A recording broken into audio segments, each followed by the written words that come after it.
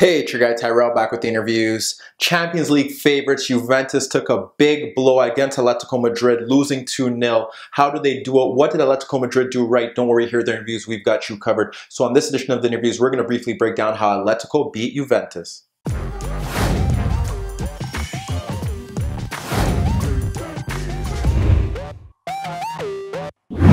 So before we get into today's video, don't forget to give our video a thumbs up if you do enjoy it. The bell below does give you daily notifications regarding our organic, unfiltered soccer/footy analysis. And don't forget to subscribe to our channel. In today's video, we're going to briefly break down how both sides look to approach the game in the first half, where Atletico Madrid were able to find holes in the Juventus backline, and why Juventus struggled to break down Atletico. But first, let's get to starting lineups. We look at Atletico 4-4-2, Diego Costa and Griezmann up front. Out in the wider areas, Saúl and Koke, and in midfield, Rodri and Thomas Partey. Then we move to Juventus 4-3-3. No real surprises here. Dybala, Ronaldo, Mandzukic up front.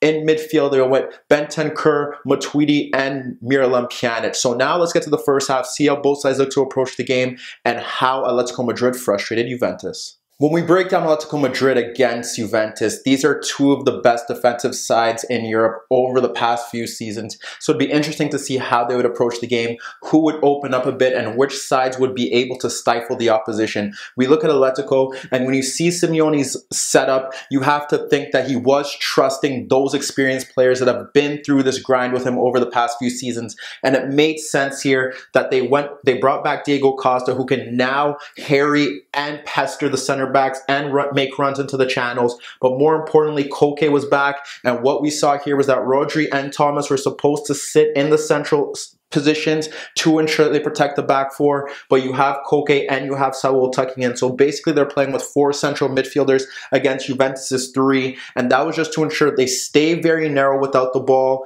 They move in unison, so if the ball is shifted out, they're able to all keep in the same shape, and the back four is ensuring that the lines that are spread out in between the lines are narrow, in between 5 to 10 yards. So that's what they were trying to do there.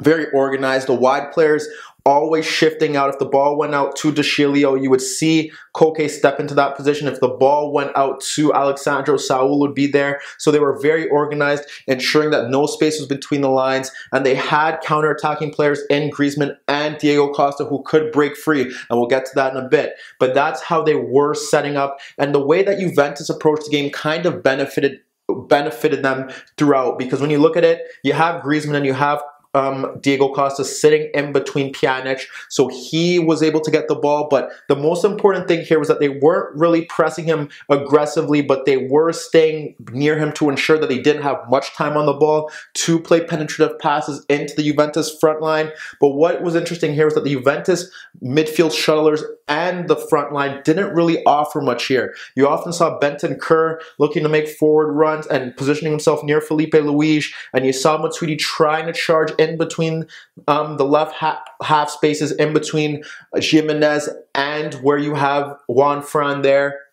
But that's not working out for him, because basically now you have Pjanic with the ball, and he's expected to play passes in between these lines, and it's just too difficult to find that pass without conceding the ball. Alexandro was pushing forward. De Sciglio kept more of a conservative position at right back, so there wasn't much of combinations between him and Dybala, but Dybala was kind of cutting in narrow, trying to get the ball in deeper positions, but the passes that he were playing didn't really bisect or move around that Atletico backline. What we saw here was that Mandzukic often was occupying the 2 center backs, and Ronaldo was the livelier player for Juventus, which isn't a surprise considering he's their best player, dropping off deep, bringing down the ball, linking play with his teammates. At times towards the second half, and the end of the first half, we saw him drifting out deeper into the left channel. That was possibly to stretch out the Atletico backline to try and pull them out of position to create space in central areas.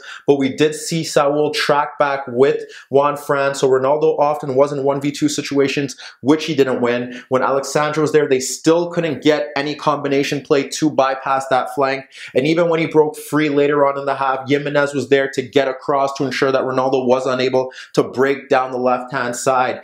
But when you look at that, that was one of the structural structural problems that Juventus had going on for them there, was that they were unable to really find their key players. Pjanic was left isolated. We saw later on in the second half, Chiellini was pushing forward, Bonucci was pushing forward. They were trying to get them to play passes in between the Atletico shape, but it just wasn't really working for them, and there was no real combination play, and Juventus barely created any chances, and that was a big problem, because when you think about it, barring the Ronaldo free kick that forced Oblak to push the ball over the net in the earlier stages of the match, when you think about the chances they did create, you have one where it's Ronaldo dropping off and Pjanic clipping the ball over Rodri and Thomas to slide it out to Alexandro, and that saw Mandzukic get over Godin to nod the cross wide of the net. That was one opportunity where they did have an opportunity, and the other opportunity we did see Ronaldo and Mandzukic occupy the two center backs, and this allowed Chiellini to step forward and finally find Dybala in between Rodri and Thomas,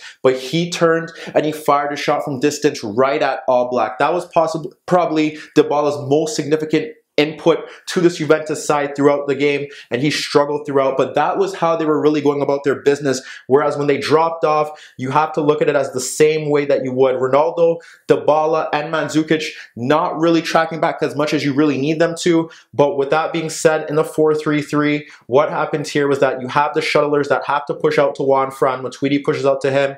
On the right-hand side, you have Bentancur pushing out to Felipe Luis. But the one interesting fact here was that Rodri and Thomas really did get time on the ball to play passes. They weren't really closed down quickly, and the way that Atletico were playing was that they had Saul and they had Koke more so tucking off the left-hand side, drifting into midfield. They had the overloads there. You had Griezmann making darting runs into the right flank so that creates space for Costa to get into the box, but Atletico's chances never really stemmed from open play in the first half or for large portions of the game. So when we get to how they were able to break down Juventus, we have to look to Atletico's swift transitional attacks when Juve lost the ball in midfield. We break down three examples here, and what we see is Chiellini. The first one, Chiellini breaking forward, trying to play the pass into Pjanic, but it's loose, and Griezmann intervenes, and it involves Costa getting the ball and breaking forward in what's now a 2v3, and Griezmann is making the run, but Costa plays a poor pass to the outside, and that play is halted. But like I said, just sloppy play between Chiellini and Pjanic, and just like that, Griezmann and Diego Costa are able to push forward. We look to another opportunity. It's Alexandro looking to find Dybala in central areas, and Thomas intervenes, and when Thomas intercepts that loose pass, he plays it to Rodri, who finds Griezmann dropping off, and Griezmann's able to evade Pjanic, skip past Bonucci, and then it's more of a 2v2. But like what happened previously, we see Griezmann get the opportunity to play the pass into Diego Costa, but he overhits his chip ball and it falls into the path of Szczesny, and that play is killed. So we see both strikers getting the opportunity to break in these 2v2, 2v3 chances because Alexandro's playing so high and Deschilio's staying deeper, but they're unable to really get the job done. But it's a warning sign for Juventus that they need to keep better care of the ball, or they have the Atletico possesses the threat on the counterattack for Griezmann and Diego Costa to haunt them. The final opportunity, we see Szczesny clip the ball into the left channel for Mario Mandzukic, challenging it with Juan Fran. The header is won, and it bounces into the left channel where we see Rodri get to it ahead of Matuidi, who is advanced.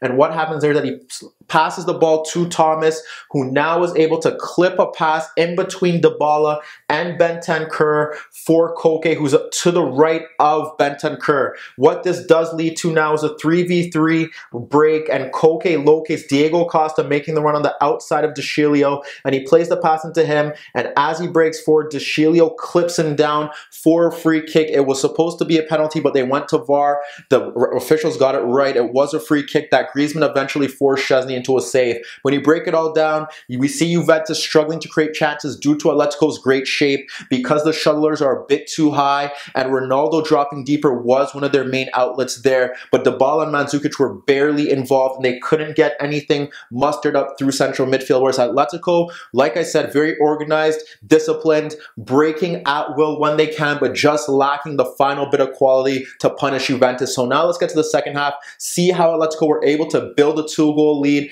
and what issues Juventus had and why they were unable to stop Atleti. When we get to the second half, we see Juventus push a few men forward. What happens now is that, like we said, De Sciglio was staying a bit deeper, and they were having the forwards continue to interchange, but Juve still had problems breaking down this Atletico backline. What we did see here was Chiellini and Bonucci now pushing forward, having more urge to step into that midfield to try and play that killer pass, because like I said, it just didn't make sense. Pjanic is sitting deep with the two center forwards around him, but Bentancur is still too high, Matuidi not getting involved, and Atletico's shape was very impressive. And Dybala dropping deeper didn't break the line, so it was a big problem for them, and it looked like Chiellini and Bonucci were the alternative options here. We did see what they were trying to do. We saw Chiellini sometime in the second half where he steps forward and tries to clip the ball over the defense for Ronaldo. Ronaldo usually brings it down, but here his first touch was poor and the ball went out. Later on in that half, we saw Bonucci step forward. This is when Saul and Rodri were in midfield, and he slid the ball in between them for Mandzukic, who spent a lot of the half or majority of the game in these central zones, occupying the center forwards, and he was able to control the ball and slide it to Matuidi, who constantly tried to break into that space, but his first touch was poor. And that kind of summed up Juventus' night as a whole. Besides that, their other main opportunity prior to going down 2 goals was when we had Alexandro from a narrow position slide the ball out to Matuidi, and then we see Ronaldo make the run in between Thomas and Saul to dart into that space. But when he darted into that space, what was also key was that Mandzukic darted into the channel to drag out Juan Fran, which breaks open that space for Ronaldo to charge into. And as he charged into that space to get the ball, he pokes it past Gimenez into the box, but Godin tracked it well, and when Ronaldo tried to get a shot off in the left half space, the shot was blocked. But that is what Juve was offering in a nutshell, and a lot of it goes down to the credit of Atletico's shape, but the fact that Allegri didn't really change things, because when we look to Atletico's chances, again, we see what Juve were trying to do. Chiellini pushing forward, clipping the ball into the box, but Gimenez nods it forward, and this is where we see the breakdown. Pjanic and Griezmann go for the ball, and it bounces over them, and Chiellini nods a poor effort into the path of Pjanic that Griezmann's able to pick up, and he instantly slides the ball into Diego Costa, who's running off Bonucci, who was left free with him, and he breaks free on goal with Bonucci tracking him, and somehow he fires a shot inches wider than that from point blank range. But that is a great opportunity for Atletico, and as we continue on into the half, we see Atletico push forward again. This time it's Gimenez clipping the ball out to Diego Costa, and he's unable to bring it down against Bonucci, and when he was doing that, you saw Koke making the run, trying to get the link-up play, but it bounces off him, and Chiellini clips it upwards, but again, we see Godin win the aerial duel, and it falls right back to Koke, and he instantly clips the ball in between De Sciglio and Bonucci for Griezmann running off to pounce on Bonucci's slip, and he clips the ball off the crossbar as Szczesny pushes it into the crossbar actually, and Chiellini cleared his lines. But again, that's an opportunity that Atletico are able to create. They move to the bench, they bring on Morata for Diego Costa, they turn to Thomas Lemar for Koke, and that are not Thomas Lemar, they bring on Lemar for Thomas, and what happens there is that you see Saul move into midfield, and Thomas moves out to, and Lemar moves out to the left, and from there, what you end up seeing is a great opportunity that stems shortly after that from a throw-in. You have Morata win an aerial duel from the throw-in over Alexandro, and it bypasses Pjanic into the path of Saul, who flicks the ball over Bentancur for Lemar, and he slides it out wide to Felipe Luis, who locates Morata, dragging out Sandro, but then making the run off Chiellini to nod his effort in. VAR, they go to VAR, it shows that it was a foul, apparently. We're not here to debate whether it was or was not, but the goal was ruled out, but that is how they were able to go about their business. Morata came on to offer more pace, more verve. Thomas Partey was on a booking. So with that being said, they bring Saul into midfield, bring Lemar out to the left to ensure that they have more discipline on that side in case Dybala or Ronaldo try to drift over. And then they end up bringing on Correa, move to a 4-2-3-1 to take off Koke, and they bring on Griezmann to the right-hand side, and that gives more service for Morata, who's going to be up there alone to offer pace, and Correa could find little pockets to slide him in. But like I said, that is how they went about their business. They were able to convert on 2 set pieces where Juve were unable to clear their lines, and Atletico's center backs, who were superb throughout, executed superbly. When we break down this game as a whole, Juventus' shape just didn't really make sense. Going forward, they had no link-up play. They had no link between midfield and attack due to Atletico's shape, and the substitutions that Allegri made towards the end of the game and bringing on Bernardeschi and bringing on Cancelo probably should have been earlier, because that could have changed the dynamic of the game, giving Juventus more of a direct threat. Whereas for Atletico, we got what we expected from them. It was old school Atletico, and Simeone put trust in his veteran players that have been with him since the start of this great run that they've had under him. They brought that. They kept the midfield narrow. They had the counter-attacking threat of Costa and Griezmann, and surprisingly, even though that was the way they punished this Juventus backline, it stemmed from the way that they were able to win the game, stemmed from set pieces and their trusty center backs. But let me know what you guys think.